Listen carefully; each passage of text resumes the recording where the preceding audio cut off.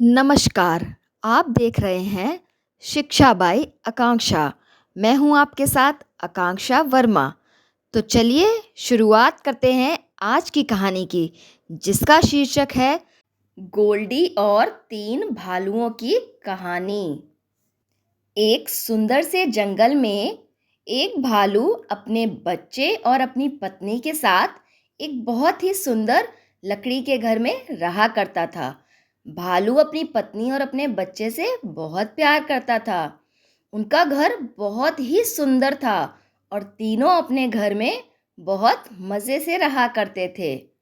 उनके घर में तीन छोटे छोटे पलंग थे, जिस पर भालू, उसकी पत्नी और उसका बच्चा सोया करते थे। एक दिन सुबह के वक्त जब भालू नाश्ता करने जा रहा था, तो उसने सोचा कि क्यों ना सुबह की सैर करके आऊं, उसके बाद नाश्ता करूं। उसकी पत्नी और उसके बच्चे को यह बात बहुत अच्छी लगी और वो लोग टहलने के लिए तैयार हो गए। पर भालू की पत्नी ने कहा कि दूध तो मैंने अभी अभी गर्म किया है और हम तीनों को ही दूध पीना है। तो भालू ने कहा कि ऐसा करो कि दूध अभी बहुत गर्म है, इसको 3 ग्लास में डालकर रख दो और हम टहल कर आएंगे, उसके बाद दूध पी लेंगे। भालू की पत्नी ने ऐसा ही किया। उसने दूध को 3 ग्लासों में कर कर ठंडा होने के लिए रख दिया। इसके बाद वो तीनों सैर करने के लिए जंगल में चले गए। भालू और उसकी पत्नी बड़े ही मनमोहक जंगल में टहल रहे थे। उनका बच्चा भी उनके पास आ गया और तीनों ने खूब आनंद लिया। तभी जंगल में लकड़हारे की एक लड़की रहती थी, जिसका नाम था गोल्डी। वो बहुत सुंदर थी और उसके बाल सुनहरे सोने से चमकते थे। वो जंगल में सभी को जानती थी और पेड़ पौधों से, जानवरों के साथ उसकी बहुत अच्छी दोस्ती थी। एक दिन जंगल में टहलते टहलते गोल्डी को भालू का घर दिखा, तो वह भालू के घर के अंदर चली गई, क्योंकि वह घर बहुत ही आकर्षक था।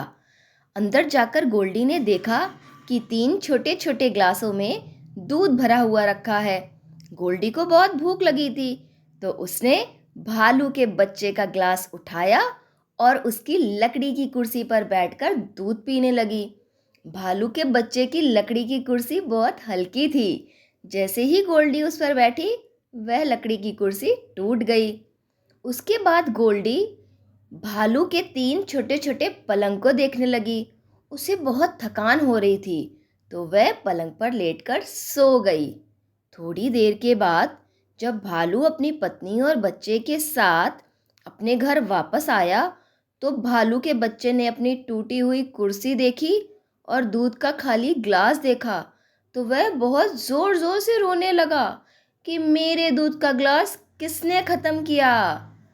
भालू और उसकी पत्नी ने अपने बच्चे को चुप करवाया और वह घर के अंदर देखने गए कि हमारे घर में कौन आ गया है।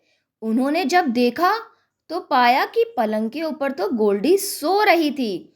भालू की पत्नी को बहुत गुस्सा आया और उसने भालू से कहा कि चलो इसको खा लेते हैं। जैसे ही गोल्डी जागी और उसने अपनी आंखों के सामने 3 भालुओं को देखा, वो तो डर के मारे कांपने लगी और बहुत तेजी से घर के बाहर भागी।